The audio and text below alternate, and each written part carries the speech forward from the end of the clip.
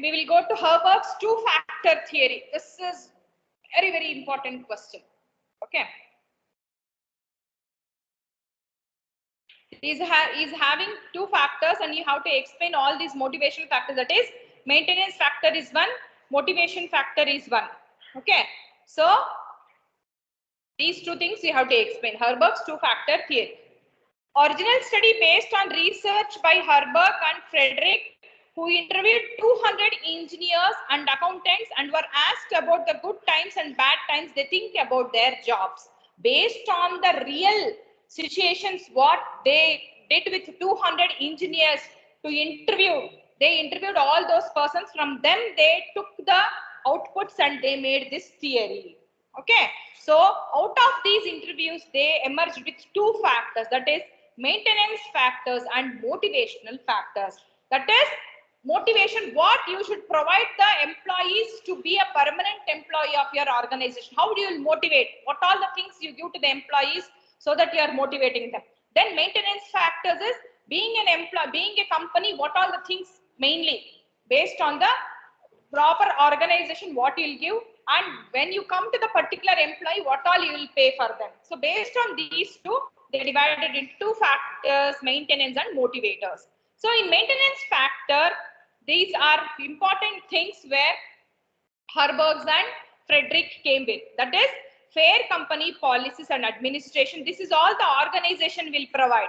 And motivation things, mainly this satisfiers or motivators, that is based on the employees, how he is working, based on the part of the different departments, the manager, and it is left to the employees and managers. Okay, this will mainly left to the main important organization, entire organization, that will be for everyone. Okay, fair company policies and administration, when they interviewed certain persons, they had certain policies. The people told all these with this, and that is what they are telling. Fair company policies, you have to provide certain policies. There will be rules and regulations by each and every organization. For example, you take this educational organization, you have to come to this college by 9, exactly by 9 you should be there, and by 4 you can leave. That is what certain policy. You have to sit in the class, you have to wear your ID card, you have to attend all the classes. Like that, like those rules only. Organization will give certain rules to the employees. They have to work so and so 9 to 4 a.m. They have to 9 to 4 p.m. They have to work. This will be the break, and they should take how many number of CLs you are giving to them, how many ELs you are giving to them, how many medical leaves you are giving to them. Like this, certain rules and regulations will be there. So always see to that there will be fair policies. You are restricting them. Don't put much restricted. That is, don't put strict policies on them. Okay, then administration, how that organization is administrating, that is main thing, how that organization is with the employees in the company. For example, now you come to the college, how this college is behaving with you people, and the administration internally how they are involving everyone. Okay, then a supervisor who knows the work, whether I am a team leader for your team, whether I know my work or not. That is the thing. When manager is not knowing himself anything, how can he guide the employees who is working there? So always see that supervisor who is there in the company should know something. Then good relationship between the supervisor and the teams. Your employees in that company, you should maintain a good communication and good rapport between the higher people who are there. Okay. Then good relationship with between you people, there should be good relationship. Then between one subordinates, I am the manager, I have the main manager for me, for him higher authority will be there. So between those authority people, whether they are having good relationship or not. Then a fair salary, a salary is given to you properly. Then job security must be there. That is, they will assure you that for 3 years you will not be removed from the company. Certain things, job security will be given. If you are being removed, they will give you 2 months notice period. Okay, like that. Those securities they should be given by the company. Then personal life, whether they are able to give CLs, ELs, like this. That is casual leaves, earning leaves, whether you are getting medical leaves. Those all things are personal life. Okay, whether they are allowing you to attend some other personal functions and all. That is what personal life. Then good working conditions and status. Good working conditions, whether the employees or who is working that environment, whether that environment is okay with my employees, whether the good condition, that is not, don't think about the climatic conditions. Okay, think about the personal things, whether that employee who is working in my organization is able to cope up with that certain circumstances where he is. Okay, because he has to work with other peer employees also, whether they both are communicating each other properly, whether it is able for them to work, that is working conditions, whether 9 o'clock I am asking them to come, whether they can come from so far they have to come, whether 9 o'clock or 10 o'clock, like that, and all see to the employees, and you have to fix the timings. That is known as working conditions.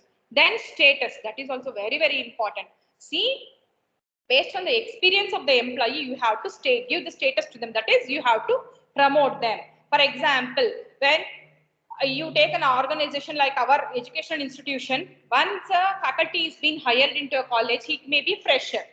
So he may be a fresher for so many amount of years. When he is a fresher, they will be considered as a lecturer. Then after some amount of years, they will be considered as assistant professors. Then after that, they will be considered as associate professors. Then they will be considered as professors. Then they will become HODs. Then they will become principals. Like that, see to the status. That is based on the experience, based on the number of years they are working.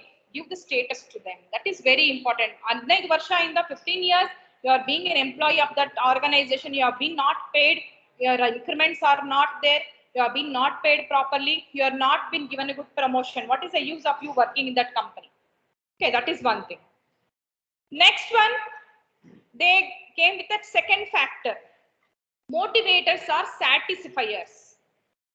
Opportunity to accomplish something significant, recognizing for significant achievements, change for advancement, opportunity to grow and develop on job, chance of increased responsibility, the job itself. These things are the second, that is motivators or satisfiers.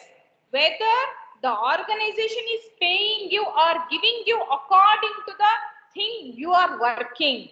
Okay, see, chance of increased responsibility is there. That is, I am motivating you people. You are satisfied with the work, whatever you are working, then I'll give you an increased responsibility. Yes, this person is working well in my organization. I can give extra job, extra work to him so that I can gain good output also from him. But based on that, you have to pay him properly. That is what, okay. Opportunity to accomplish something significant. You are an employee of the company. I am in among 20 people, I am also working, but I feel that I am a good among all those 20. You can go and contact your manager. I have these so and so ideas, and even manager can recognize who is working, who is not working. Significant, something significant. That is, you are accomplishing something very good in your company, so that based on that, they will give you good work and they will give you good salary. Okay. Next, recognition for significant. That is what? Recognize.